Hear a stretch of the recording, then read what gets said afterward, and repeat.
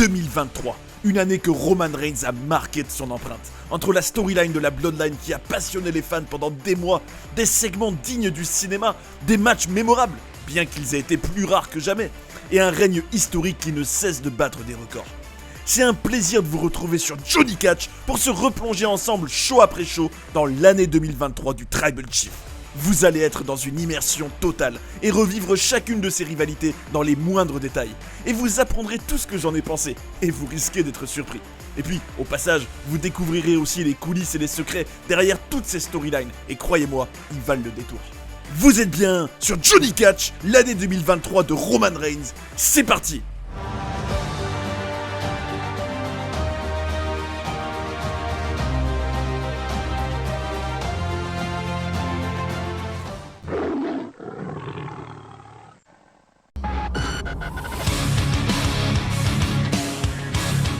Souvenez-vous, dans le dernier SmackDown de 2022, Roman Reigns perdait en équipe avec Sami Zayn contre Kevin Owens et nul autre que John Cena, ce qui était un coup de tonnerre absolu, et venait mettre les tensions un cran au-dessus autour de la Bloodline. L'année 2023 du Tribal Chief démarre par une promo à SmackDown pour revenir sur ces événements. Je n'ai pas perdu, il a perdu. Mes épaules n'étaient pas rivées au sol, ses épaules étaient au sol, en montrant du doigt Zayn. À un moment, Reigns va faire quelque chose que j'adore et littéralement péter un câble en hurlant sur le Canadien, en lui demandant s'il veut être lui, s'il veut être le Tribal Chief et diriger la Bloodline. Et au pic de sa colère, c'est Kevin Owens qui va débouler sur le stage pour officialiser un match contre le Samoan au Royal Rumble. Plus tard dans le show, Zayn est convoqué dans la loge de Roman et tente de faire amende honorable en reconnaissant son chef tribal et en lui promettant de toujours rester à sa place, non sans excuses. Je n'accepte pas tes excuses en tant que Tribal Chief. Je dois maîtriser ma colère. Personne ne mérite d'être traité de la sorte devant le monde entier. Je devrais être celui qui présente des excuses. Je suis désolé, Sami, déclare le chef tribal avant que Paul Heyman n'annonce à Zayn qu'il affrontera Owens la semaine prochaine. Sur ce, les trois hommes peuvent regarder le match des Usos contre Sheamus et McIntyre. Et ça va donner lieu à des petites scénettes qui m'avaient tué de rire à l'époque, avec Zayn, Heyman et Reigns mangeant du popcorn devant l'écran, jusqu'à ce que le Canadien se lève et secoue le sien comme un ahuri devant un Roman Reigns incrédule.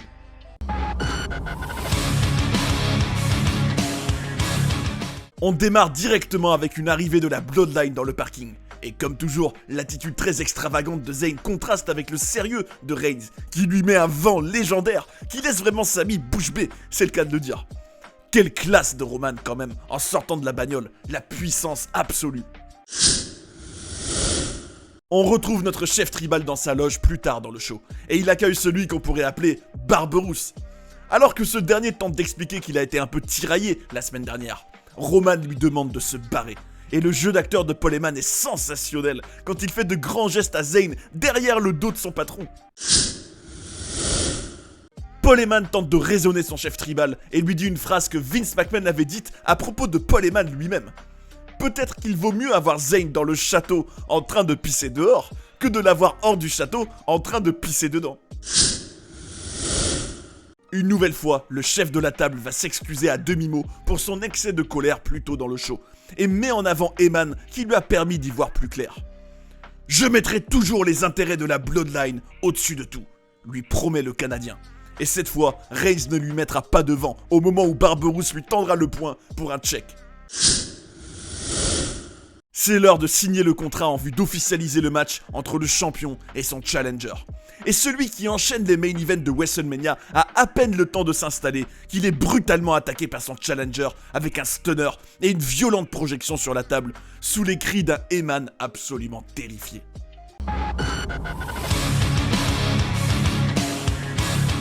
Toute la Bloodline est sur le pont pour ouvrir ce Raw très particulier, puisqu'il s'agit de l'anniversaire des 30 ans du show. Et c'est avec un procès tribal que notre champion compte tout mettre à plat avec Sami Zayn. Le CW est morte, et je veux qu'il en soit de même pour Sami Zayn, s'exclame Paul Heyman, qui ouvre ce procès de manière brutale avant de poursuivre. C'est un Judas, un conspirateur. Il est de mèche avec Owens depuis le premier jour. Et de montrer une série de pièces à conviction, démontrant selon lui la culpabilité du natif de Laval, au Canada. C'était vraiment super d'avoir un Heyman très incisif et agressif, lui qui est d'habitude la voix de la sagesse. Le public de Philadelphie hurlant ECW à tue-tête a réveillé un feu à l'intérieur du conseiller spécial de Roman Reigns, qui va réitérer son verdict. Sami Zayn est coupable. Quelques instants plus tard, c'est le chef de la table qui va encore nous gratifier d'une colère absolument mémorable, en terminant par hurler « Je t'ai laissé entrer dans ma famille! Je t'ai donné opportunité après opportunité! Solo !» Et la réaction remplie de crainte de Heyman est mythique. Il permet vraiment de donner encore plus de résonance à chaque action de Roman, de tout amplifier, et vraiment, je trouve ça génial. Sikoa va ensuite se positionner pour faire un Samoan Spike à Barberousse. On a vraiment un visuel énorme avec l'exécuteur solo qui va s'occuper du coupable, mais tenez-vous bien, c'est nul autre que Jey Uso qui à la 11e heure va venir sauver le Canadien et montrer ses propres pièces à conviction, démontrant selon lui que Zayn est de bonne foi. Ce mec a pris tellement de balles pour moi, pour toi, pour toute la Bloodline. Tu as vu le bon en moi, mon pote, et tu m'as jamais abandonné. Et ça, c'est ce que la famille fait. Tu es loyal, et tu aimes cette famille. Hey, Sami Zayn, je t'aime comme un frère, mon pote. C'est plus que clair. Pour les Usos, Zayn mérite sa place dans la Bloodline. Je dois dire que j'adore le jeu d'acteur de Jey. Si on ferme les yeux, on imagine sans mal CJ de GTA San Andreas, ou encore Franklin de GTA V. Ses expressions, sa voix, son faciès, il est juste excellent. Est-ce que tout cela suffira à convaincre Roman Reigns, qui aura bien entendu le dernier mot dans toute cette histoire? Sami Zayn n'est pas coupable, pour le moment.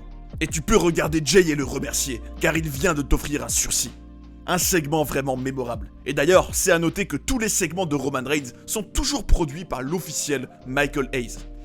Je regrette juste un manque dans la mise en scène et le décor. Quand je pensais procès à la WWE, et en plus pour le 30e anniversaire du show historique, je me remémorais tout de suite le procès d'Eric Bischoff, et j'ai donc trouvé le tout un peu simplet à ce niveau-là. C'est l'époque actuelle, c'est comme ça.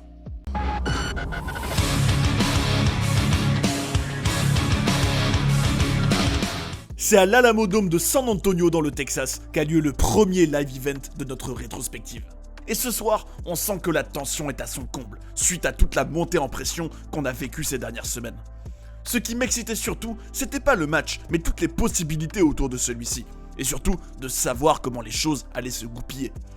Zayn serait obligé de choisir son camp, soit son ami d'enfance, soit la Bloodline. Pendant le match, l'arbitre se fait mettre KO. Reigns fait un low blow à Owens et demande à Zayn de lui apporter une chaise, ce qu'il mettra un temps fou à exécuter, laissant à Owens tout le loisir de se relever pour finalement porter un stunner au champion, qu'il a failli battre à quelques millièmes de seconde près. Clairement, Zayn a failli coûter très cher au chef tribal, et Heyman ne manque pas de lui faire comprendre. Quelques spires plus tard, dont un dans la barrière, le champion conserve son titre, avec un pin au cours duquel il fixe Barberousse méchamment. Et on y est enfin, c'est l'heure de l'après-match. Clairement, ça va être un des quarts d'heure les plus fous de l'année, si ce n'est le plus fou. Alors que Jey Uso, tout fier et espiègle, veut mettre un collier tribal autour du cou de Zayn, Reigns s'y oppose et demande aux Uso de tataner Owens. La scène est exceptionnelle, puisque Sami, dans un coin avec Roman qui le prend par le cou, n'a pas d'autre choix que d'assister au spectacle, impuissant. Il essaye de camoufler des émotions jusqu'à ce que Heyman sorte avec une fierté légendaire 2 paires de menottes. Kevin Owens est définitivement à la merci de la Bloodline, et les Usos vont enchaîner les super kicks sur ce dernier. Pour le moment, Zayn n'intervient pas, mais il a de plus en plus de mal à cacher son désarroi. Alors que Roman s'apprête à mettre un coup de chaise fatal en plein dans la face d'Owens, Barberousse s'interpose. « Tu n'as pas besoin de faire ça, il est détruit. Toi tu es le Tribal Chief, tu es le champion !» C'était pas l'idée du siècle, parce que le chef de la table lui tend à présent la chaise, et voilà, on y est, le moment de vérité. La tension est à son comble.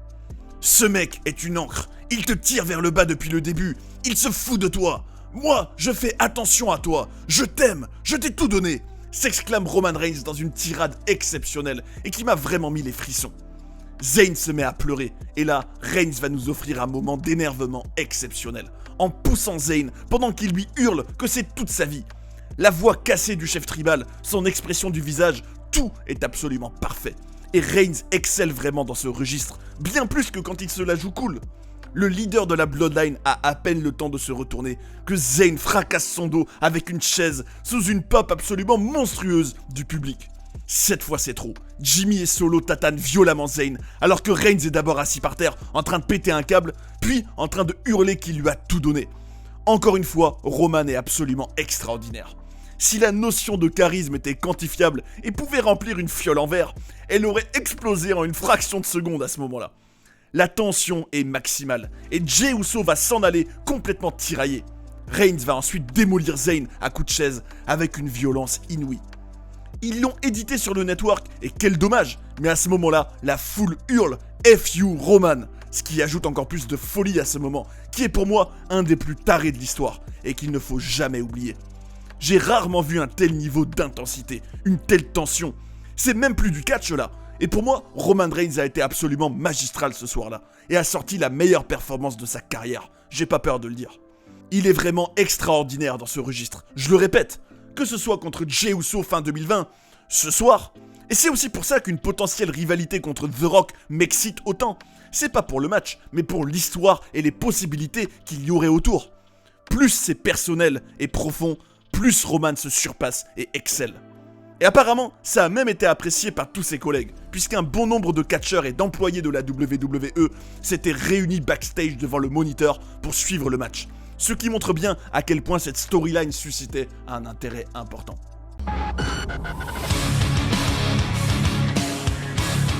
La Bloodline arrive dans un SmackDown particulièrement attendu après le Rumble. Tout le monde s'interroge sur la position de Jey Uso dans toute cette histoire, dont Kayla Braxton, à qui Reigns met un vent d'anthologie. Ce soir, c'est tendu, et il va falloir éclaircir la situation autour de la Bloodline. Où est ton frère ? Demande Roman Reigns à Jimmy, qui ne l'a plus vu depuis le Rumble. C'est une chose de s'en aller comme ça, mais c'est encore autre chose de disparaître toute une semaine alors qu'on a des obligations, s'exclame Reigns. Et pour Solo Sikoa et Jimmy Uso, il vaut mieux retrouver Jey, sinon le courroux de Roman s'abattra sur eux. On retrouve Eman et Reigns quelques instants plus tard, et le conseiller spécial a une mauvaise nouvelle. Jey est sur répondeur. Jimmy et Solo reviennent et confirment que Jey est introuvable. Roman regrette le temps où il n'y avait pas de problème. Il s'excuse d'avoir mal parlé à sa famille plus tôt dans le show et appelle à l'unité.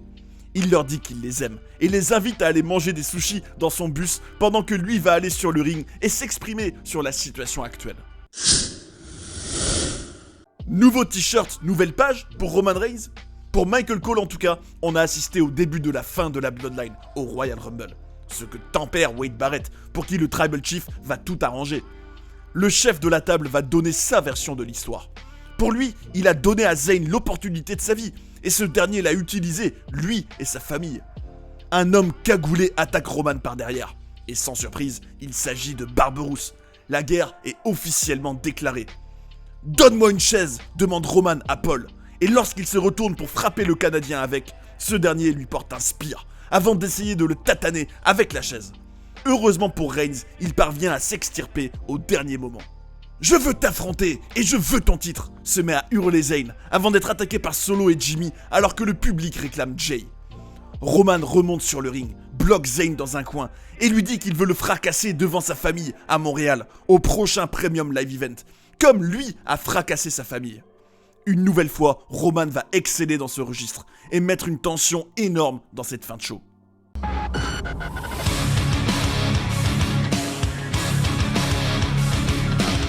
C'est un Tribal Chief absolument conspué par le public de Montréal qui fait son entrée, avec notamment des chants FU Roman.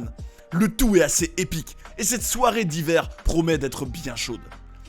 Il a l'air tout nu ce soir, sans la Bloodline, qui a implosé ces dernières semaines, déclare Michael Cole, pendant que le public hurle à la gloire de son héros local qui va entrer de manière imminente. Purement en termes d'ambiance, ça rappelle de très bons souvenirs, et j'adore quand le public fait un chant pendant une entrée. C'est rare et c'est bien dommage. Je parle pas de chanter la musique de la superstar, mais vraiment faire un chant en mode South Winners au Vélodrome. Quand ça arrive, c'est vraiment incroyable. Un truc qui m'a vraiment tué de rire, c'est quand Roman a fait un bisou de loin à Zayn quand ce dernier est venu faire le nerveux devant lui. La confiance de Reigns est inébranlable, même avec un public totalement hostile. Il en a vu d'autres après tout, n'est-ce pas ? Les chants FU Roman reprennent à tue-tête, pendant que le Tribal Chief salue avec ironie la famille et la compagne du Canadien placés en ringside. J'adore comme le chef de la table va jouer avec le public tout au long du match, et c'est encore un domaine dans lequel il excelle. Les temps faibles sont peu nombreux dans les matchs de Reigns, justement parce qu'il est toujours actif, que ce soit pour jouer avec le public dans un moment de transition ou pendant que son adversaire est out. Il sait parfaitement gérer le rythme d'un match, et la présence de Paul Heyman aux abords du ring donne encore plus vie à toute cette animation permanente. Regardez-moi ce moment incroyable de la part du conseiller spécial de Roman Reigns. Tout cela participe à nous faire connecter émotionnellement au match. Notre immersion est renforcée et on adhère encore plus à l'histoire qui est racontée. En parlant de cette dernière, on a Zayn qui arrive à avoir des séquences intéressantes basées sur son explosivité. Ça va vite et ça surexcite le public. À un moment, il fait même un Superman Punch suivi d'un Hell of a Kick, mais Roman se dégage in extremis. Quand c'est utilisé au bon moment, à bon escient, et surtout que ça fait sens, j'adore l'idée d'utiliser un mouvement marquant de son adversaire, voire même son finisher. Ça apporte de la densité et du corps à la rivalité, et c'est pas pour me déplaire.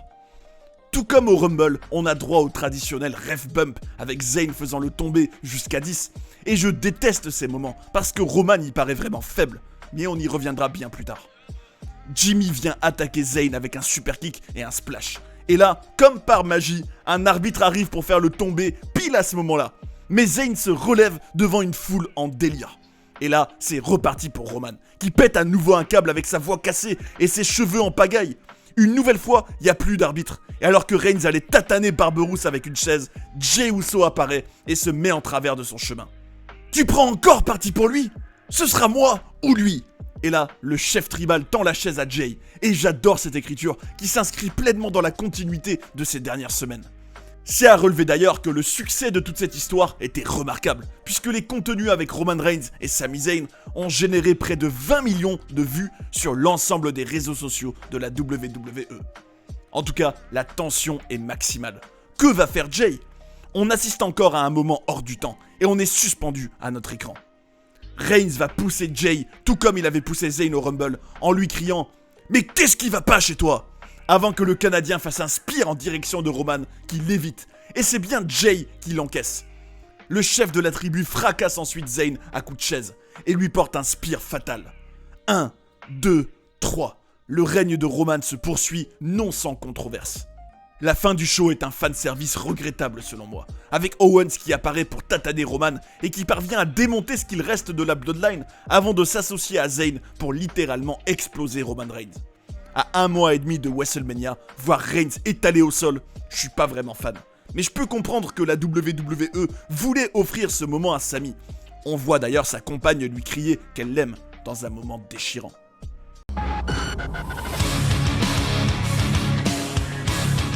Washington DC accueille cet épisode du show bleu, alors que nous sommes à 4 semaines du plus gros show de l'année. Roman Reigns, lui, cumule pas moins de 915 jours de règne depuis le mois d'août 2020. Dans sa ligne de mire, celui qui est revenu au bercail il y a un peu moins d'un an, le fils du rêve américain Dusty Rhodes, j'ai nommé Cody Rhodes.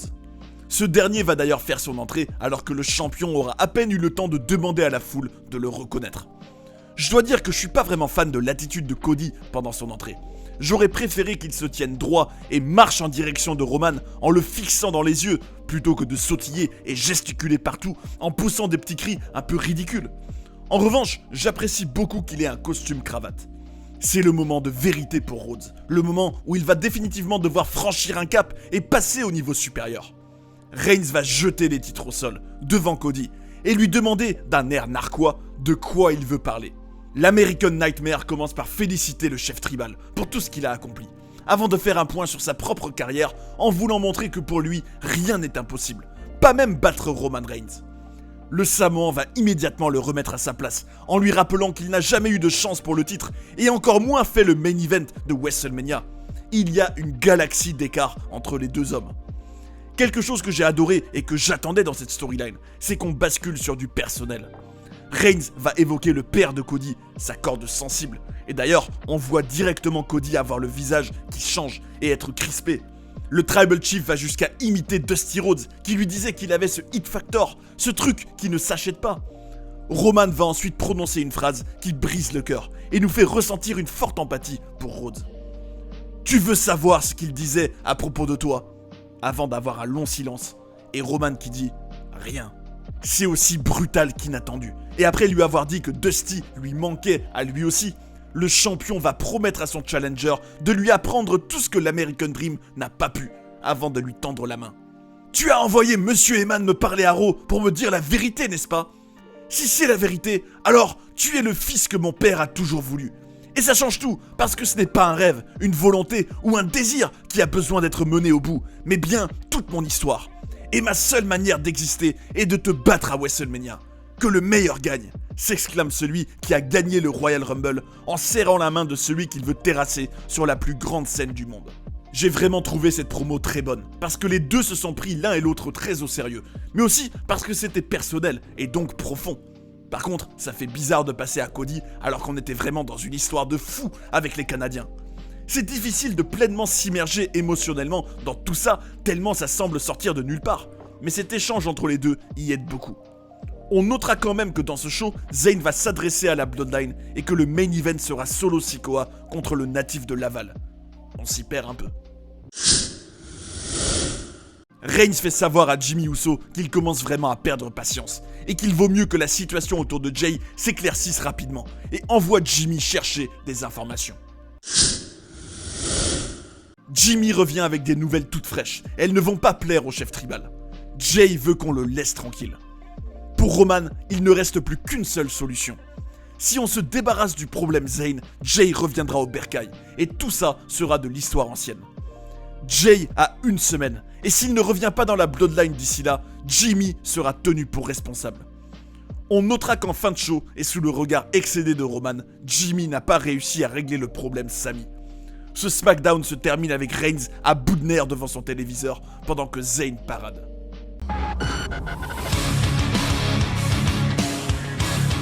Bien assis sur un fauteuil qui a l'air très confortable, c'est un Roman Reigns excédé qui attend le retour des Usos, après que ces derniers se soient fait malmener par Zayn et Owens en début de programme.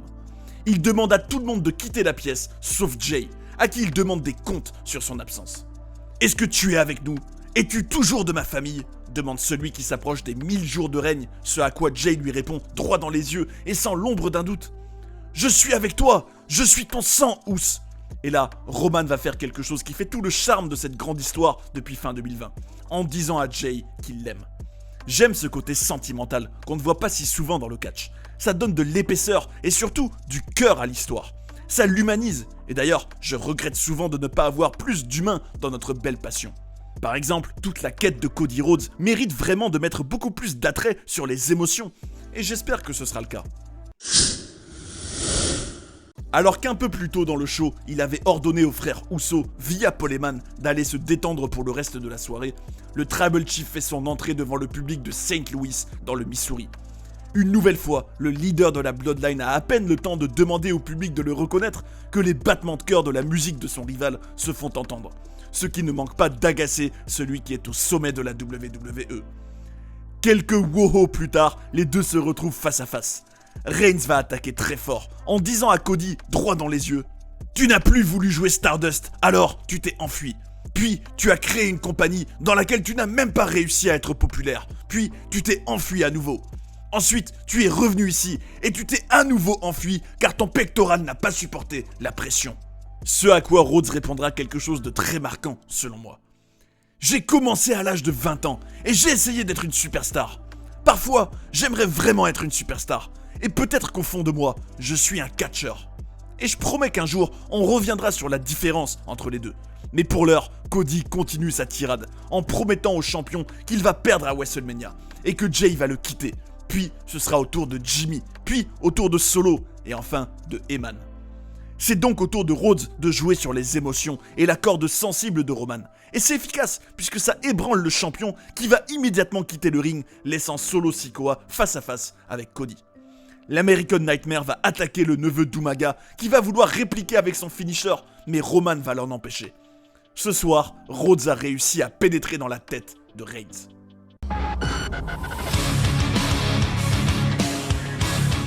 Los Angeles accueille cette dernière édition du show bleu avant WrestleMania. Et je dois avouer que l'histoire entre Cody Rhodes et Roman Reigns, sans être mauvaise, est loin d'être mémorable. J'apprécie le fait qu'ils se respectent mutuellement, que tout soit basé sur leurs cordes sensibles respectives, et qu'ils ne s'agressent pas physiquement jusqu'à présent. mais ça manque quand même d'épaisseur. C'est relativement plat. Pour une fois, c'est Cody Rhodes qui entre en premier, toujours très classe, et il est parfaitement prêt pour ce dimanche, plus que jamais. Quelque chose est brisé en lui, et son seul remède est de battre Roman Reigns à WrestleMania. La dernière fois, Roman m'a dit que je n'avais pas réussi à être la méga star de ma propre compagnie. Et c'est vraiment marrant de voir le mec sur qui la WWE a investi des dizaines de millions de dollars depuis 11 ans, n'être rentable qu'à la 8e année, me dire cela.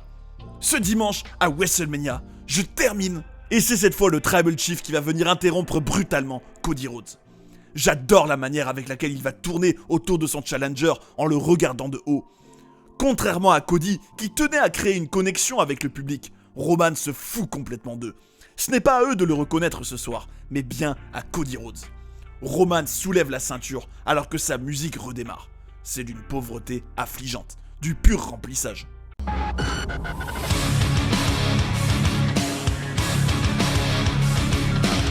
Un nouveau main event de WrestleMania pour Roman Reigns, qui aura plus que dominé la dernière décennie.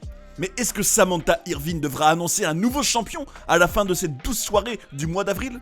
La promo d'avant-match met en avant l'American Nightmare, puis le Tribal Chief, avant de récapituler très brièvement la maigre histoire qu'il y a eu entre les deux ces dernières semaines, qui se limite à de simples promos. Malgré tout, l'excitation est totale, puisque pour une fois, il y a un vrai suspense, et je peux vous dire que ce soir-là, j'étais stressé à l'infini. Et à chaque tombée, j'attrapais le bras de mon frère, et je pense qu'il a encore mal aujourd'hui. L'entrée de Rhodes est majestueuse, et j'étais vraiment ému de voir le petit Cody de la Legacy devenu grand, faire son premier main event au Showcase des Immortels. Immortel comme la légende Dusty Rhodes, dont l'âme plane au-dessus du Sophie Stadium ce soir. C'est au tour du Tribal Chief de faire son entrée, avec d'abord sa musique jouée au piano, ce qui est de toute beauté. Et je dois avouer que l'annonce des deux participants par l'annonceuse m'a vraiment mis les frissons. Elle fait un travail absolument démentiel. A partir de maintenant dans la vidéo, je ne vais plus rentrer dans les détails des matchs en Premium Live Event de Roman, puisque j'avais fait des vidéos sur la chaîne pour la plupart. Je te mettrai toutes les fiches dont tu as besoin à la fin, mais je vais seulement en dire quelques mots. Cet affrontement contre Cody Rhodes était une vraie merveille, très bien écrit. L'ambiance, le rythme, l'éclairage, l'enjeu, c'était vraiment particulier et hors du temps. J'ai trouvé Cody d'une précision chirurgicale sur chacun de ses mouvements, alors que le Samoan jouait parfaitement sa partition, avec quelques nearfalls qui m'ont vraiment rendu dingue sur le moment. Malheureusement, là où j'étais vraiment déçu, voire même, il faut le dire, à bout de nerfs, c'est la fin. C'était d'une nullité et d'une pauvreté incroyable. Faire intervenir Solo Sikoa, qui venait de se faire virer par l'arbitre, avec Cody, qui met 5 ans et qui attend pour faire son finisher, et qui, comme par hasard, se rapproche du coin. Non, vraiment, j'étais dans une rage intense. On a basé toute l'histoire sur la corde sensible de son père, bon sang. Pourquoi ne pas simplement faire un final avec l'American Nightmare qui regarde le ciel en s'adressant à son père, avec Roman qui en profite pour l'attraper dans une guillotine et le faire pass out ? Là, on aurait pu dire que Rhodes a été pris par ses émotions et que la corde sensible a été plus forte que lui. Ça appelait à une vraie suite, à la manière du Cena Rock de 2012 et du Taker Michaels de 2009. Dans les deux cas, 2 erreurs fatales. Et les deux sont revenus l'année d'après en étant traumatisés par cette erreur. Pourquoi gâcher un si beau match avec un final digne d'un weekly ? Bref, vous m'avez compris, celui-là est vraiment pas passé. En plus, d'après ce qu'on a pu apprendre sur les coulisses autour de ce match, ils avaient tout le temps d'imaginer un finish digne de ce nom, puisque la décision de faire Roman contre Cody à WrestleMania avait été prise dès l'été 2022, et que le choix de faire gagner Reigns avait été fait depuis plusieurs semaines. Ce qui est encore plus fou, c'est qu'on apprendra par la suite qu'a priori, un main event de WrestleMania Hollywood entre Roman Reigns et The Rock était gravé dans le marbre à un moment. L'acteur avait même rencontré les officiels Nick Khan et Vince McMahon, et il était question de faire quelque chose d'unique et d'historique. Le journaliste Dave Meltzer a même dit, pour ce que ça vaut évidemment, venant de lui, que tout l'angle du chef de la tribu, depuis le début, a été créé dans l'optique d'une rivalité contre The Rock sur le long terme, pour déterminer qui est le vrai Tribal Chief. Espérons en tout cas que ce Dream Match finisse enfin par arriver un jour après toutes ces années.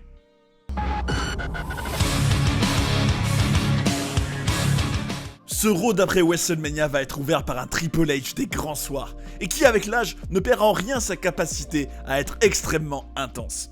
Il nous demande de l'aider à accueillir celui qui est à ce moment-là champion depuis 946 jours. le WWE Universal Champion Roman Reigns. La poignée de main est cordiale entre les deux, et ça faisait plaisir de les voir ensemble un court instant. « J'ai tenu ma parole, bébé !» s'exclame un Tribal Chief qui a l'air aussi ravi que fier de lui en arrivant sur le ring. Il demande comme d'habitude au public de le reconnaître, et ni une ni deux, c'est son adversaire de la veille qui débarque. Quelque chose qui me dépasse, c'est de rester souriant après un tel événement, encore plus en s'étant fait arnaquer de la sorte. Tu viens de perdre ton premier main event de WrestleMania en te faisant flouer, tu n'as pas fini ton histoire, pourquoi tu débarques en souriant ? Je veux bien qu'il faille rester fort dans la défaite, mais ça ne t'empêche pas d'accuser le coup, au moins pendant un show, bon sang de bois. Il demande une revanche au chef de la table dès ce soir, ce qui bien entendu met le public dans tous ses états. Mais la réponse est claire, nette et sans appel. Pas de rematch, pas ce soir, pas à SummerSlam, pas au Survivor Series, non, non, non et non. Cody, qui met enfin en avant sa frustration, propose alors un rematch impliquant lui-même, Solo Sikoa et le champion, ce qui va cette fois-ci être accepté.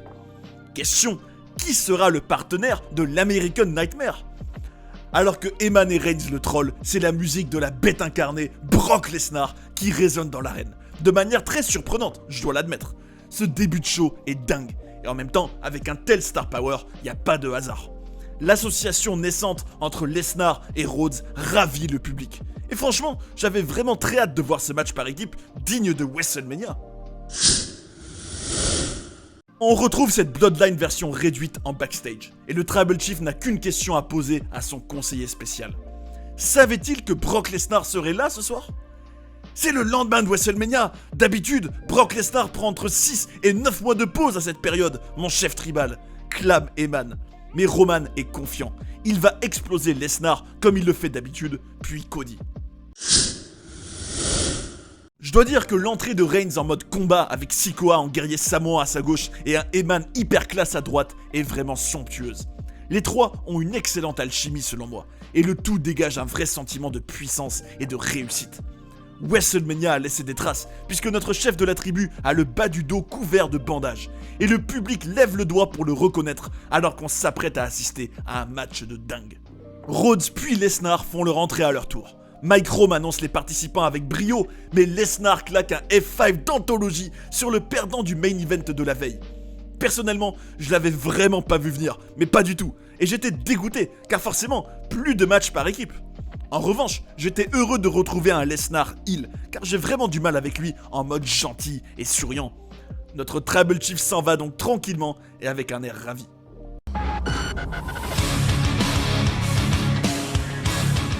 De l'eau a coulé sous les ponts depuis la dernière apparition du chef tribal il y a plus d'un mois, alors que se profile à l'horizon le Premium Live Event Night of Champions en Arabie Saoudite. Il demande au public de Knoxville dans le Tennessee de le reconnaître. Pendant son absence, quelqu'un devait franchir un cap, et Solo l'a fait. Il nage dans cet océan qu'est la WWE comme un requin, prêt à éliminer les problèmes un par un. Par contre, pour Jimmy et Jay, dont le bilan des dernières semaines est vraiment mauvais, la donne est différente. Vous me faites honte. Vous faites honte à la Bloodline et à notre famille. Excusez-vous, leur demande la tête de la table. Mais alors que Jay a une mine vraiment déconfite, Jimmy prend ça à la rigolade. Évidemment, ça énerve Roman, qui le pousse violemment et remet les choses en place. J'aime ce côté animal qu'il y a dans la famille depuis fin 2020, ce côté meute. Et alors que Jimmy va faire un tête-à-tête avec Reigns, Jay se met au milieu et s'excuse pour les deux. On sent que la Bloodline est définitivement au bord d'imploser. Mais tout peut encore s'inverser, car Jay demande une dernière chance. Eman s'apprête à annoncer un match par équipe au prochain Premium Live Event. Mais alors que tout le monde s'attend à ce qu'il annonce Jay et Jimmy contre Owens et Zayn, c'est bel et bien Solo Sikoa et Roman Reigns qui iront tenter de conquérir les titres par équipe.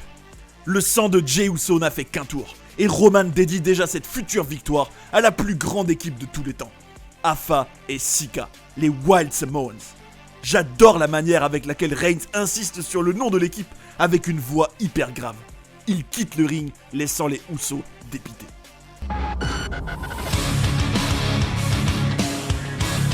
C'est avec une nouvelle tenue un peu spéciale sur les bords que le champion indiscuté ouvre ce SmackDown. Mais Owens et Zayn vont venir l'interrompre alors qu'il commençait à peine à s'adresser à la foule de Columbia en Caroline du Nord. L'alchimie ne saute pas vraiment aux yeux entre Reigns et Sikoa ainsi que les Canadiens, Et on sent bien que ce match à venir est avant tout un prétexte pour du potentiel grabuge au sein de la Bloodline. Je regrette de pas t'avoir explosé avec la chaise avant, déclare Barberousse en fixant avec rage Roman dans les yeux. Et alors que Roman lui répond en radotant une nouvelle fois qu'il lui a offert toutes les opportunités possibles, ce sont des Usos pleins de bonne volonté et vraiment pas peu fiers qui viennent attaquer les Canadiens par derrière. Reigns est dans une rage intense. Ce n'est pas ce qui était prévu. Il bousculera même Solo en partant. Il y a une mise au point au sommet au sein de la Bloodline dans le vestiaire. Et Reigns hurle comme un lion enragé sur les Usos. Il en a marre qu'ils en fassent qu'à leur tête. Quelle virilité quand même. Les Usos s'en vont non sans montrer de l'amertume. Ils arrivent de moins en moins à cacher leur frustration et leur colère intérieure. C'est un Roman assis sur son canapé et dépité par la défaite des Usos qui clôture le show. Ils ont besoin d'apprendre. Ils vont se mettre au pli la semaine prochaine. C'est sur ces mots que le chef de la tribu boucle cette édition du Show Bleu.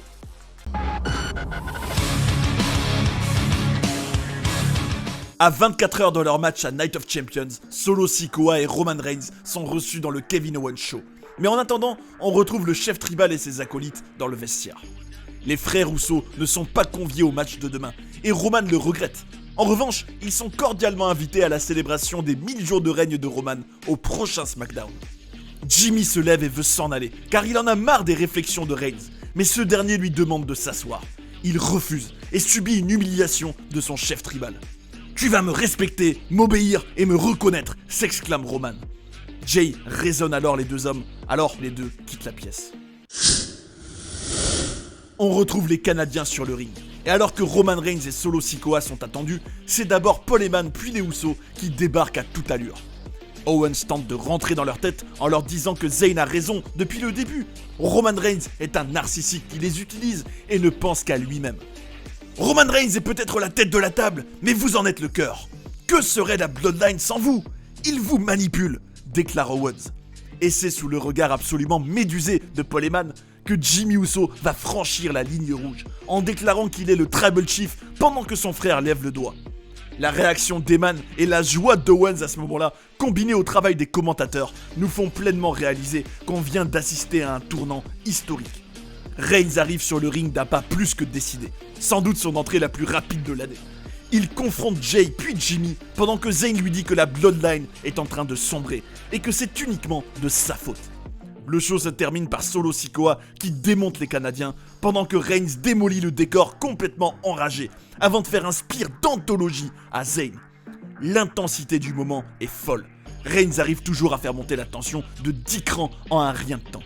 Les Usos remettent les titres par équipe à Solo et Roman, même si Jimmy a vraiment un mal de chien à le faire. D'ailleurs, c'est son frère qui s'en chargera. Reigns conclut le show en soulevant les 4 ceintures par équipe, pendant que sa famille lève le doigt pour le reconnaître comme un symbole.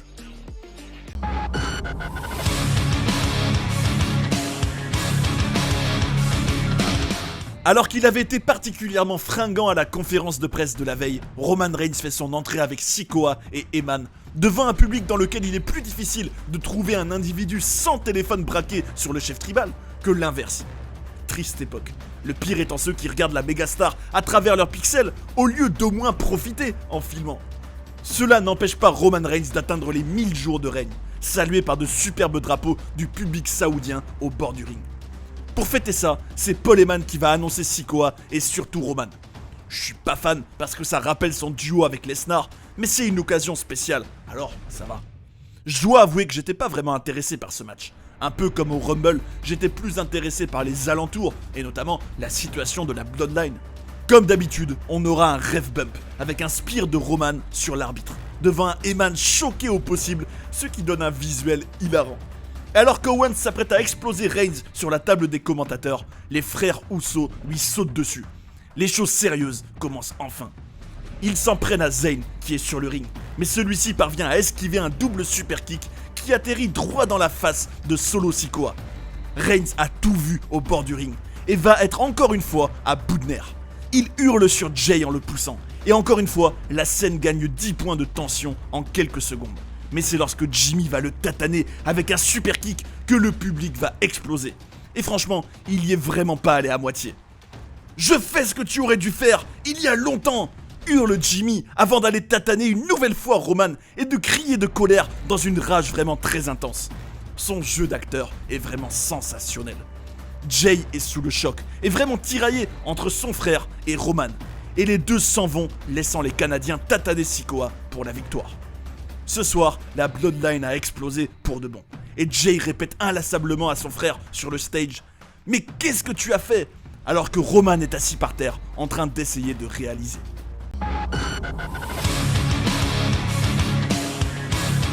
Après un package vidéo mémorable et extrêmement bien réalisé en début de show, c'est le roi des rois Triple H qui nous demande d'accueillir celui qui est véritablement en train de marquer l'histoire devant nos yeux.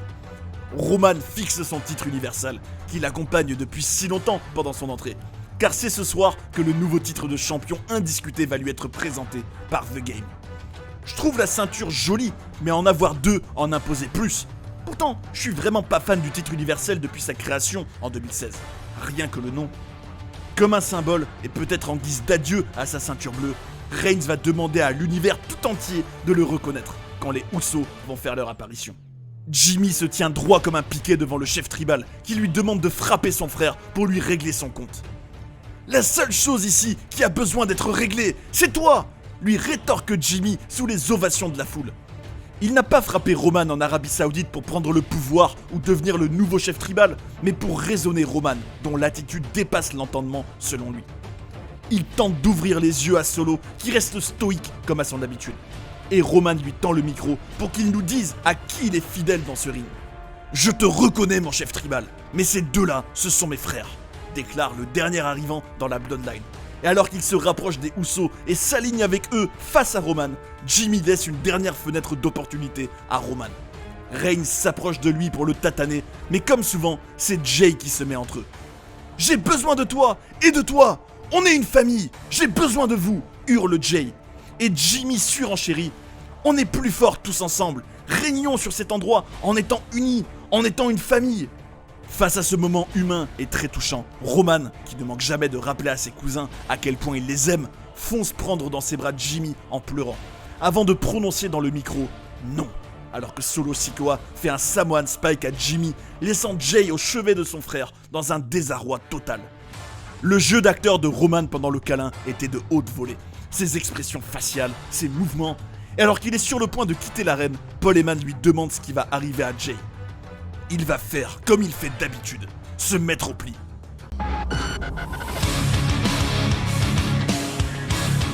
Kayla Braxton nous attend et a très hâte de savoir si Jey Uso va se mettre au pli. Une nouvelle fois, elle va se prendre un vent monumental du Tribal Chief. Et cette fois, même Paul Heyman ne prendra pas le temps de lui répondre. On retrouve Heyman, Reigns et Sikoa en backstage. Et le chef de la tribu va ordonner à son conseiller spécial d'aller parler à Jay immédiatement. Ni une, ni deux, ce dernier s'exécute. Et il reviendra faire un compte-rendu à son boss quelques dizaines de minutes plus tard. Il ne veut rien savoir. Et il ne reste qu'une seule option à la tête de la table. Aller résoudre le problème lui-même à la source. Roman Reigns va battre de manière imminente le record de Pedro Morales avec le titre. Mais s'il ne fait pas ce qu'il faut ce soir, c'est quelque chose de bien plus précieux qu'il va cependant perdre. Sa famille. L'homme aux multiples main events de WrestleMania a à peine le temps de demander à la foule de le reconnaître quand un Jey Uso concerné et le cœur lourd apparaît. Ce sera soit Paul Heyman, soit moi, annonce la moitié des frères Uso, alors que Heyman a vraiment une tête des mauvais jours. Ce dernier va vite retrouver le sourire quand Roman va réaffirmer sa position. L'acting de Heyman est à la fois hyper drôle, mais tellement pertinent, tellement juste. Roman rappelle à Jay tout ce qu'il lui a apporté depuis des années. Et pour lui, ce dernier est celui qui doit avoir le leadership, mais ce n'est pas encore le moment. Le problème, c'est tout simplement son frère. Ça tombe bien, le voici qui arrive, et déclare immédiatement que le problème n'est pas lui, mais bien l'ego de Reigns. À cela, Roman n'a qu'une seule chose à répondre. C'était bien Jimmy qui n'était pas d'accord lorsque Jay avait été nommé Right Hand Man à l'époque. Est-ce que c'est la vérité ? Hurle Jay. Et alors que Jimmy avoue que c'est le cas, Jay pète un câble et lui dit qu'il n'est plus dans la Bloodline. Et que lui non plus, avant de porter un super kick d'anthologie au chef tribal sous les regards choqués de la foule. Jay vient de littéralement péter un plomb. et la Bloodline continue à exploser. Les Usos tatanent Solo, puis envoient un double super kick dans la face de Roman, qui venait de se relever en leur hurlant dessus. L'empire de Roman est en train de se déchirer, s'exclame Michael Cole en laissant l'antenne.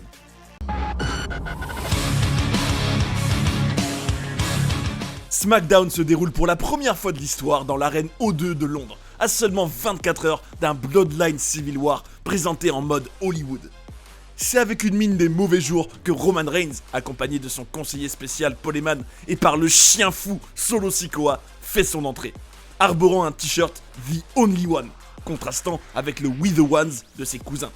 Ce soir, le chef de la tribu est venu régler ses comptes, alors que la Bloodline traverse une gigantesque tempête. Je suis le meilleur de tous les temps, je suis la tête de la table, je suis le chef tribal, mais je suis aussi le seul qui en a quelque chose à faire, des Usos, qui a pris soin d'eux et qui les a emmenés au firmament, déclare Roman Reigns devant le public londonien qui lui répond par des « Tu crains !»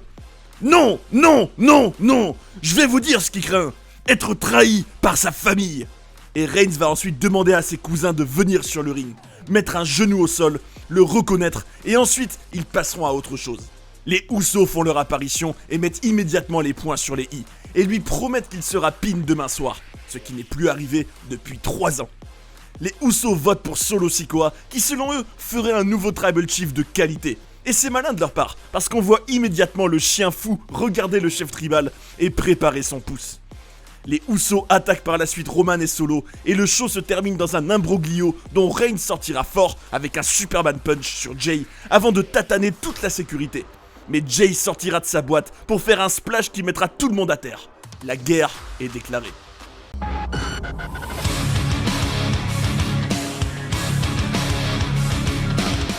Je vais pas m'attarder sur ce chef-d'œuvre qu'était le Bloodline Civil War, puisqu'il y a sur la chaîne une production exclusivement dédiée à ce match grandiose. Elle sera dans les liens de fin de vidéo. En quelques mots, j'ai trouvé que c'était d'une intensité assez folle, remplie d'émotions fortes, avec des séquences vraiment bien écrites, une ambiance géniale et un moment choquant à la fin, avec le Tribal Chief qui prend le pin et perd le match. D'ailleurs, c'était a priori un vrai débat dans l'équipe créative les jours d'avant, avec certains qui pensaient qu'il ne fallait surtout pas que Roman se fasse pin avant de perdre son titre dans son règne. Ma seule déception était qu'en dépit du nom très accrocheur de Civil War, ça restait malgré tout un match avec disqualification, et quelque chose de moins fou que je pouvais l'espérer. J'ai pas vraiment eu l'impression d'assister à une guerre digne de ce nom en termes de violence. À la fin du show, on a un Roman Reigns au bout du rouleau qui fait une crise de nerfs assis par terre, tel un enfant de 5 ans.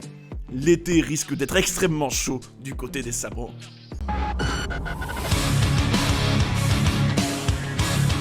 Ma hype était à son maximum avant ce SmackDown en direct du Madison Square Garden, avec un tribal court, véritable procès du chef tribal.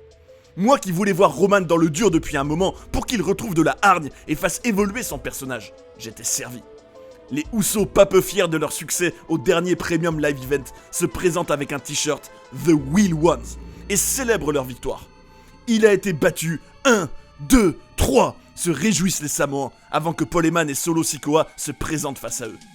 Alors que le conseiller spécial est en pleine diatribe, le chien fou met la main sur son micro et s'éloigne de l'homme en costume.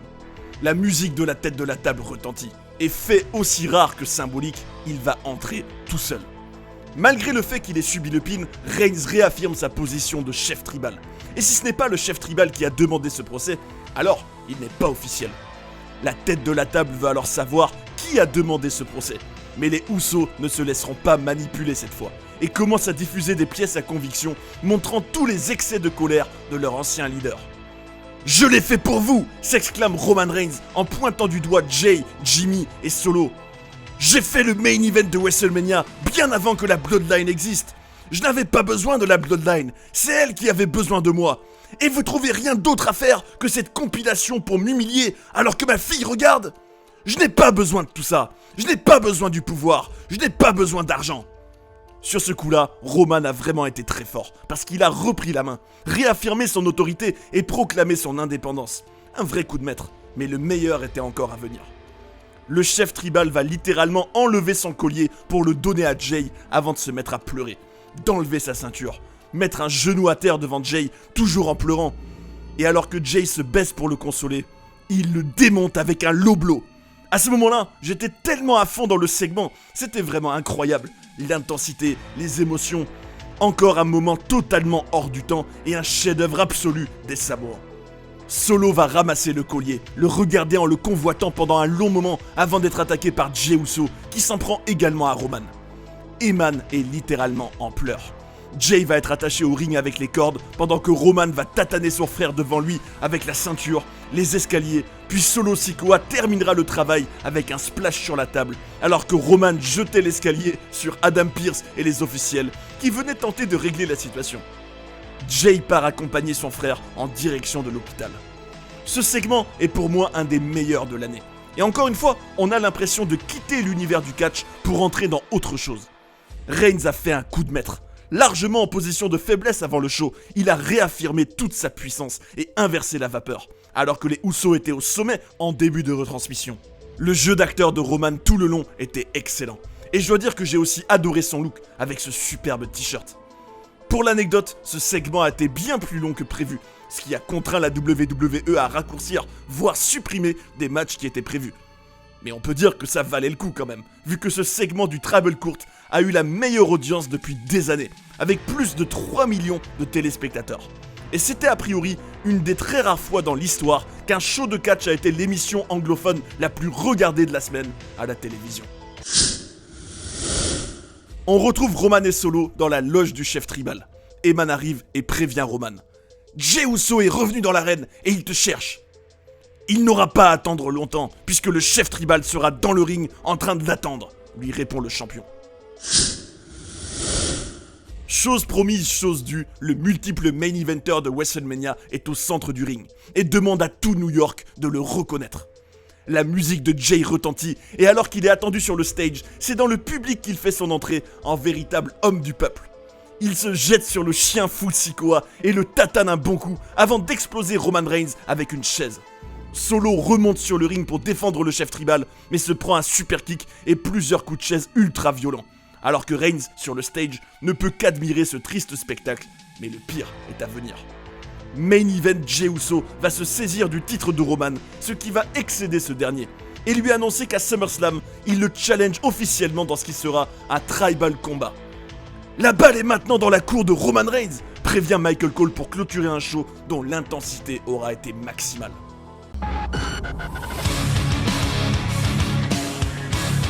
Ce soir, en direct d'Orlando en Floride, nous allons connaître la réponse du chef tribal à Jey Uso dans un Rules of Engagement. Roman demande à Petit Jey, comme il l'appelle, s'il est sûr de vouloir ce match, et c'est sans sourciller qu'il réaffirme sa volonté d'aller au bout des choses, surtout maintenant que Jimmy est à l'hôpital. Roman signe le contrat, mais Jey refuse. On n'a pas besoin de contrat, il s'agit de sang, c'est un tribal combat, tout peut se produire, je peux te faire ce que je veux. Ce qui va énerver la tête de la table qui va poser son collier sur sa ceinture avant d'aller empoigner la main de son futur adversaire. Solo Sikoa va ensuite attaquer Jey et alors qu'il allait le foudroyer avec son Samoan Spike, Roman va lui tenir le bras et l'en empêcher. Le titre et le statut de chef tribal seront en jeu dans 2 semaines à SummerSlam. C'est désormais officiel. Personnellement, j'ai trouvé toute la scène un peu étrange. Après avoir fait sa crise, Roman s'est de suite calmé et allé serrer la main de Jey, puis l'a défendu face à Solo. En soi, j'aime ce côté respectueux et cette retenue, mais ça contraste tellement avec ces dernières semaines que ça semble sorti du chapeau.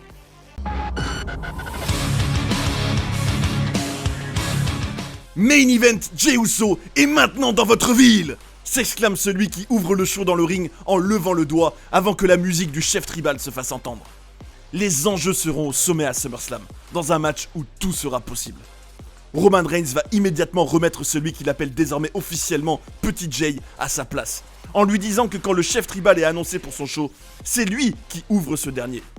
Alors que la tête de la table n'en a que pour ses histoires de pouvoir, Jey remet l'humain au centre du débat, et lui dit que c'est une histoire de famille, qu'il croyait en lui. Reigns va ensuite retourner le cerveau de Jey en lui disant qu'à chaque fois que Jimmy est blessé, c'est lui qui en est le grand gagnant, qui est mis en avant à des opportunités pour le titre. Et ça a l'air de pas mal ébranler celui qui arbore un t-shirt The Will Chief. Même si je perds contre toi dans un univers parallèle, je resterai Roman Reigns, avec tout ce que ça comporte. Alors que toi, tu n'es rien, poursuit le chef tribal, qui continue à prendre l'ascendant psychologique sur son cousin et à consolider sa position de force. Je t'ai ping le mois dernier et à SummerSlam, je vais le faire de nouveau !» se contente de répondre Jay avant de s'en aller. Ce qui me paraît un peu faiblard, je dois l'avouer. On retrouve Jey Uso qui affronte Grayson Waller dans le main event du show. Et au bout de quelques minutes de match, c'est Roman Reigns qui va apparaître pour venir se caler au bord du ring. Cela n'empêchera pas Jay de remporter la rencontre avec un spear puis un Uso splash, mais il aurait dû être plus attentif, car Solo Sikoa va le prendre à partie après le match. Jay parviendra à le contrer avec un super kick, et c'est alors Reigns qui ira sur le ring pour se prendre un spear monumental de Jey Uso, sous les acclamations folles du public. Alors qu'il part pour faire un spear au chef tribal, Solo remonte sur le ring et le tatane, avant de le tenir en position spike pour que Roman lui envoie un spear monstrueux au même moment où il exécute son Samoan Spike. Les deux remettront le couvert quelques instants plus tard et Roman pourra finir le show en brandissant sa ceinture et son collier. Jay est à plat ventre sur le sol alors que Eman, Sikoa et Reigns l'entourent. Une chose est sûre, il faudra trouver des ressources et un feu intérieur puissant pour venir à bout du chef tribal à SummerSlam.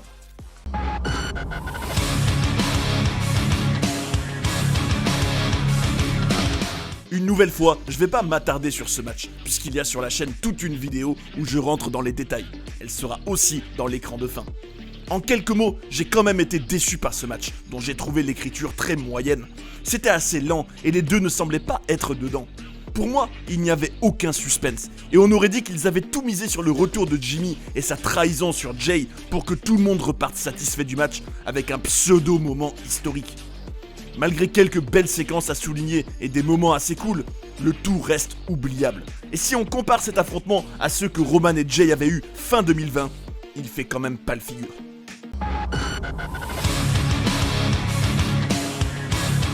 La hype était quand même assez élevée avant ce SmackDown. Et alors que ça fera bientôt 3 ans jour pour jour que Reigns domine la WWE, on l'accueille avec son conseiller spécial et son chien fou.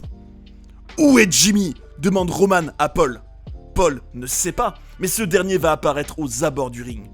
Roman peut lui donner tout ce qu'il désire, le pouvoir, le matériel, être main event Jimmy Uso. Mais ce dernier n'a pas fait ce qu'il a fait à SummerSlam pour Roman. Jey Uso arrive enfin, et son regard est rempli de dégoût en regardant son frère. « J'ai fait ce que j'ai fait à SummerSlam, parce que je t'aime, Jay !» s'exclame Jimmy devant un Roman Reigns hilar. « Je ne l'ai pas fait parce que j'étais jaloux, je l'ai fait parce que j'avais peur de te perdre. Si tu étais devenu chef tribal à SummerSlam, que serait-il arrivé aux Uso ?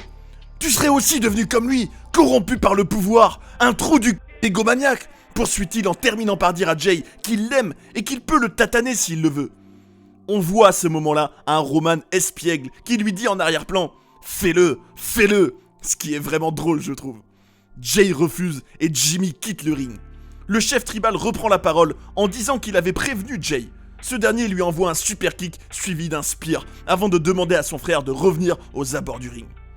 Jimmy arrive à bras ouverts et Jay lui envoie un super kick en pleine face avant de faire une déclaration choquante face caméra. « Je quitte la Bloodline, je quitte SmackDown et je quitte la WWE !» Malheureusement, il ne l'a pas fait au micro. Du coup, le public n'a pas vraiment réagi. J'ai trouvé cette fin de show très bizarre. Plus globalement, c'est le segment en entier que j'ai trouvé bancal. Ça a amoindri l'impact de ce qu'a fait Jimmy à SummerSlam, et on a l'impression que le but était de mettre vite en veilleuse toute cette histoire jusqu'au prochain épisode. D'ailleurs, on ne reverra plus le chef tribal avant un bon bout de temps. Effectivement, pour la première fois de son règne, Roman ne sera pas présent à un show du Big Four, en l'occurrence Survivor Series. Et en 2023, il aura eu son planning le plus allégé depuis 2020. Il faut savoir que début 2022, il avait signé un contrat qui stipulait notamment qu'il deviendrait à présent un part-timer. Et il a lui-même dit que c'était pour passer plus de temps avec sa famille. Faire passer sa femme et ses 5 enfants en priorité après toutes ces années à être sur la route 5 jours par semaine, ce qui peut largement se comprendre.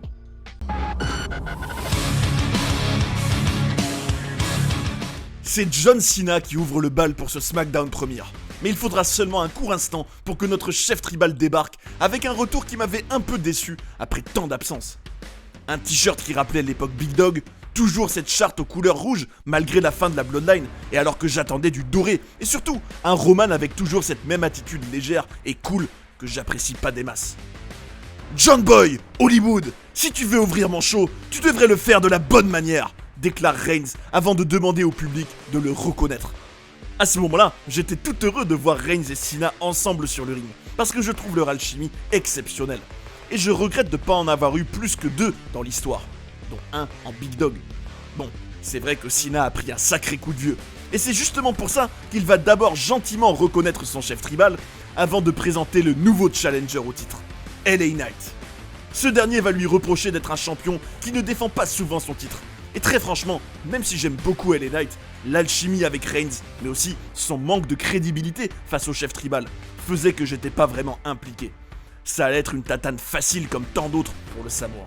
Alors que le chevalier de Los Angeles se fait mousser, il est attaqué par Jimmy Uso, dont il se débarrasse assez rapidement sous les petits sauts ridicules de John Cena. En quittant le ring, Roman demande à Solo de s'occuper de la nouvelle star montante de SmackDown, qui lui donne rendez-vous pour un match plus tard dans la soirée. C'est dans la loge de la tête de la table qu'on retrouve un Jimmy Uso assez fier de lui-même. Roman se félicite que Jay soit loin désormais, mais vit assez mal son amitié récente avec Cody Rhodes. Kevin Owens est dans mon show maintenant. Il y a aussi Cody Rhodes dans les parages. Et en plus, j'ai Jimmy Uso sur mon canapé, s'exclame Reigns, assez agacé par les hits de Jimmy, soit dit en passant. En toute fin de show, et après une victoire de Knight sur Solo Sikoa, ce dernier va encaisser un spear monstrueux de la part du chef tribal, qui remet ainsi les points sur les i en rappelant à tout le monde que c'est son show.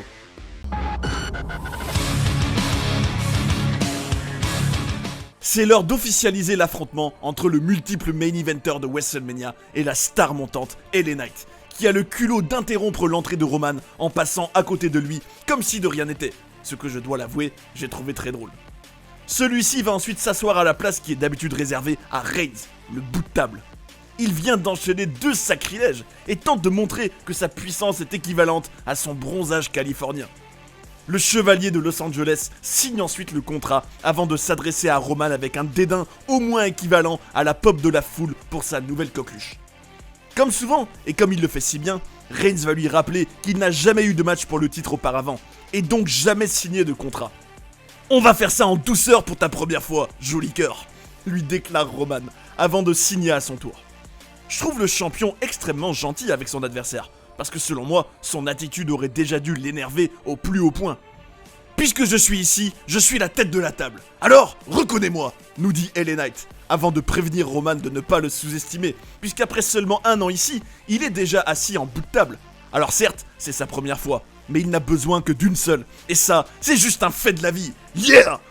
Roman finit par être excédé d'entendre son challenger baragouiner des inepties, et lui jette la table dessus avant de le tataner, jusqu'à ce que Knight reprenne le dessus et le tatane à son tour, avec le public qui crie « Yeah !» à chaque coup de pied dans le coin. C'est entièrement vêtu de rouge que Jimmy Uso viendra secourir son chef tribal, et finira par passer à travers la table, sous les yeux ébahis de Reigns. Jimmy Uso versus LA Knight aura lieu plus tard dans la soirée, et ce sera à surveiller de près. Le match se termine par une victoire sans surprise de Knight, mais cette fois, Roman n'a pas pu lui porter un spear surprise. Le chevalier l'avait anticipé, et c'est bien lui qui envoie son BFT en plein dans la face du chef tribal. Il faut bien l'avouer, Knight gagne vraiment en crédibilité et s'en sort hyper bien jusqu'à présent. Il tient la dragée haute à Roman, mais a surtout vraiment l'air de croire en lui et d'être porté par le public.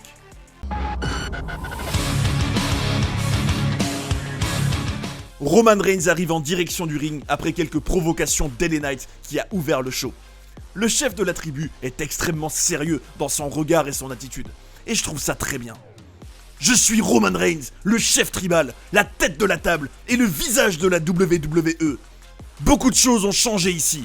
J'ai pris du temps pour moi et j'attendais que des types franchissent des caps, mais pas toi. Je te reconnais une chose, tu as le public dans la poche, et ce n'est pas chose aisée de nos jours, déclare Roman Reigns, ce qui lui permet de réaffirmer son autorité tout en mettant malgré tout en avant son adversaire. Comme dirait Eman, si tu as un combat, il est dans ton intérêt de crédibiliser le plus possible ton adversaire dans la construction de ce match, car ta victoire paraîtra encore plus impressionnante. LA Knight fera ensuite une diatribe en prévenant Roman que son règne touche à sa fin, et les deux font un tête-à-tête car ils n'ont pas le droit de se toucher avant le match, qui aura lieu dans 24 heures. Est-ce que Reigns allait perdre son titre après plus de 3 ans de règne ? En tout cas, en coulisses, on a pu apprendre qu'il ne le perdra que le jour où Paul Heyman et lui auront décidé que c'est la fin.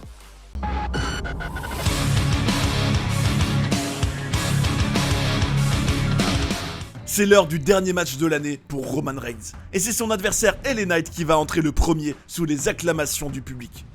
C'est dommage que le chevalier de Los Angeles n'ait pas pris plus de temps pendant son entrée. Il se considère comme une méga star, mais une vraie star prend la pause sur le stage et prend le temps de faire une entrée digne de ce nom, et non pas en mode superstar numéro 8 sur 2K23. Reigns, lui, a comme d'habitude son entrée de vraie méga star, toujours avec son très classe conseiller spécial Paul Heyman. Pour une fois, le stage de ce premium live event n'est pas comme ceux des weeklies, et ça différencie les deux. Il est en plus plutôt pas mal. Roman va menacer Byron Saxton, ce qui m'a vraiment fait rire. C'est typiquement ce genre de petits moments qui font de Roman un heel proactif dans ce qu'il fait, ce qui est juste excellent. On notera aussi l'imitation de la gestuelle du chevalier, qui m'a aussi beaucoup fait rire. Et ce dernier ne paraissait d'ailleurs pas avoir du tout la même confiance que pendant la construction. L'affrontement est loin d'être mémorable, et comme à chaque fois cette année, Roman Reigns gagnera de manière non clean grâce à Solo Sikoa, mais surtout Jimmy Uso. Le Tribal Chief a l'air pas mal ébranlé à la fin du match, et Paul Heyman lui tiendra la main dans un moment attendrissant entre les deux. Comme souvent, la production de la WWE va être pitoyable, puisqu'ils vont tout simplement couper le show, alors que Roman, après nous avoir dit face caméra qu'il fallait qu'on s'habitue à tout ça pour toujours, allait ensuite hurler sa suprématie en direction de la foule, et sûrement subir des huées mémorables.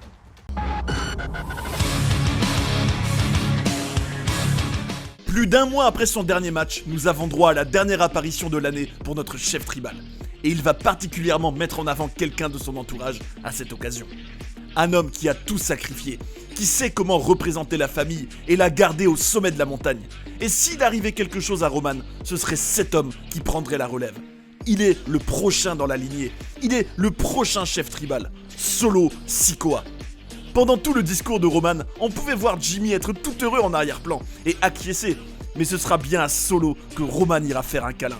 Sous le regard de Jimmy, que j'ai trouvé, comme souvent et au contraire de ses deux frères, mauvais dans son acting. Ni une ni deux, c'est la musique de la vipère Randy Orton qui se fait entendre. Un homme avec qui Roman a déjà eu affaire dans le passé. Sur, mais aussi en dehors du ring. Le maître du RKO vient pourchasser Roman, qui lui a pris 18 mois de sa carrière, en lui annonçant qu'il le challenge officiellement pour son titre au Royal Rumble. Je vous cache pas ma joie à ce moment-là, parce que ce serait une vraie affiche de rêve avec cet Orton massif et Roman dans cette position. À en croire les fans, il semble que tu le mérites. Mais attends, qu'est-ce que tu dis ? 18 mois ? J'ai même pas pensé à toi. Tu as disparu 18 mois, donc tu n'as aucune crédibilité pour être mon challenger. Tu es le dernier de la liste, lui répond Roman, avant de poursuivre en lui disant d'écouter les voix dans sa tête. Qu'on n'est plus en 2007 et qu'aujourd'hui, il est supérieur à lui de la tête et des épaules. Il lui suggère de prendre sa retraite et de ne plus jamais revenir. Peut-être que tu as raison, je te regarde dans les yeux et je vois que tu as changé, et pour le mieux. Tu es maintenant une légende, mais moi aussi j'ai changé. Par contre, s'il y a bien une chose que Randy Orton sera pour toujours, c'est un tueur de légende, déclare la vipère avant de tenter un RKO sur Reigns qui parvient à le contrer avec brio. Randy l'informe par la suite que les voix dans sa tête viennent de lui dire que Roman Reigns vient sûrement de se faire dessus et que papa est de retour. Personnellement, je trouve ça dommage qu'Orton n'ait pas pu placer son RKO, mais de l'autre côté, je comprends qu'il était prévisible pour Roman. Et surtout, qu'il vaut mieux garder cette image pour plus tard dans la construction de cet éventuel affrontement au sommet. Dans les coulisses, Roman Reigns est excédé, parce que Randy Orton a gâché le moment de Solo Sikoa. Il faut que quelqu'un l'affronte. Ce à quoi Jimmy Uso répond qu'il le ferait sans problème, mais qu'il vaudrait mieux que ce soit le prochain chef tribal qui s'y colle. La tête de la table lui dit que c'est la saison des promotions, et qu'il doit seulement imaginer ce qui se passerait s'il parvenait à battre la vipère. Jimmy se contentera d'un traditionnel yeet, qui, je dois l'avouer, me tape sur les nerfs. C'est un peu benet, je trouve. Randy Orton bat Jimmy Uso dans le main event. Et alors qu'LA Knight traverse la rampe, c'est Roman Reigns qui l'attaque par derrière avant d'aller s'en prendre au maître du RKO. Ils échangent des coups de poing jusqu'à ce que Jimmy Uso débarque pour lui venir en aide. Ils s'en prennent au dos d'Orton, ce qui est maintenant son point faible après sa blessure. Knight arrive à son tour, mais c'est Solo Sikoa qui viendra rapidement le prendre à partie. AJ Styles finira par apparaître et porter son phenomenal forearm sur Reigns. alors que Knight expulsera Sikoa du ring. Orton, Knight et Styles narguent la Bloodline depuis le ring, quand soudain, Styles s'en prend à Knight sous l'œil intrigué de Roman Reigns, avant de s'en aller en passant à côté de lui sur la rampe. C'est une année qui se termine en queue de poisson pour celui qui chaque jour continue de marquer l'histoire à la WWE. Et à l'heure où j'écris cette vidéo, la prochaine apparition officielle de Roman Reigns est programmée pour le 5 janvier 2024 à Vancouver, en Colombie-Britannique. Cette année, quelque chose qui m'a vraiment marqué, c'est que comme jamais, Roman Reigns a été booké comme un champion faible et incapable de gagner par lui-même. Toutes ses victoires ont été controversées et lui-même ne semble pas en être particulièrement ébranlé. Pourtant, s'il prétendait vraiment être ce qu'il affirme, il devrait avoir à cœur d'être au-dessus de tout le monde, avec des victoires propres sans que personne n'ait quelque chose à dire. Avec Roman, on n'est pas en présence d'un heel lâche et peureux au sens classique du terme. Il est physiquement beaucoup plus imposant que la plupart du roster, et son statut, son palmarès et son rôle dans la compagnie devraient lui donner une confiance suprême. On pourrait se dire que ces victoires sales sont là pour garder ses adversaires crédibles, mais la plupart du temps, ces derniers retournent quand même un, voire souvent plusieurs étages en dessous. Et puis, il pourrait malgré tout sortir un match d'anthologie, mais perdre quand même. On a aussi constaté à quel point le chef tribal excelle pour faire monter l'intensité d'une situation de 10 points en seulement quelques secondes. Son charisme, son aura, son look et sa voix cassée pendant qu'il s'énerve pimentent n'importe quelle situation et rendent souvent immanquable la scène en question. Il est aussi évident que tout au long de l'année, Solo Sikoa a particulièrement été montré comme fort, spécial et surtout comme la relève. On se souvient du moment où il fixe le collier rouge de Roman, mais aussi bien évidemment du dernier segment de l'année. A-t-on ici notre prochain vainqueur complètement inattendu du Royal Rumble ? Notre prochain adversaire de Roman Reigns à WrestleMania ? La promo au dernier SmackDown du chef tribal, ainsi que le fait que la WWE ait manifestement déposé l'expression Tribal Air peut le laisser supposer. En tout cas, ce sera à suivre de près et avec passion ces prochains mois. Évidemment, on peut être frustré des très nombreuses absences de Roman. C'est d'autant plus légitime qu'il est le champion suprême et que de jour en jour, il bat record sur record. Mais je dois avouer, et je parle en mon nom bien évidemment, que Reigns m'a beaucoup plus marqué et suscité mon intérêt cette année, en étant pourtant souvent absent, que tout le reste du produit réuni. En revanche, ce que je trouve vraiment dommage, c'est qu'il y a quand même un côté ultra répétitif et disque rayé dans l'écriture. Entrée de 6 minutes, reconnaissez-moi, adversaire qui entre, promo, brawl, et on rentre à la maison. Dommage de ne pas avoir de segment en extérieur, des choses plus originales. Dommage aussi d'avoir eu aucun match pour le titre à plusieurs ou avec des stipulations vraiment marquantes et pas juste avec des noms marketing. À ce jour, c'est assez difficile d'envisager la suite, mais le dernier segment de l'année du chef tribal nous montre quand même qu'il devrait poursuivre sur le même rythme. Mais j'espère quand même qu'il sera omniprésent pour tout le début d'année 2024 et que ce sera de grande qualité. Et toi du coup, qu'as-tu pensé de cette année 2023 pour Roman Reigns et comment vois-tu la suite pour le Tribal Chief ? Mets un gros Superman Punch au bouton like, abonne-toi et comme promis, voici 4 vidéos pour aller encore plus loin dans ce bilan de 2023 de notre phare dans la nuit, comme dirait l'autre. Excellente fin d'année à tous et à très bientôt sur Johnny Catch.